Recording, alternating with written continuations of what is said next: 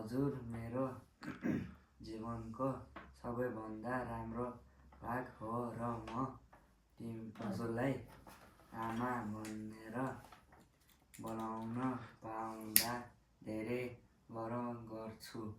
म हजुरलाई जन्मदिनको शुभकामना दिन्छु। मेरो लागि यति अद्भुत आदर्श बन्नु भएकोमा धन्यवाद। हजुर सधैँ मेरो सबैभन्दा ठुलो प्रेरणा हुनुहुन्छ। ओहो थ्याङ्क यू सो मच बेटा। मेरो बाबा कस्तो ल मामुको लागि यस्तो है जन्मदिनको शुभकामना यति राम्रोसित। यो चाहिँ यसले रसियनको नेपालीमा उल्था गरेर कपी गरेर लेखेको है। रसियनमा लेखेर अनि त्यसलाई चाहिँ अनि नेपालीमा ट्रान्सलेट गरेर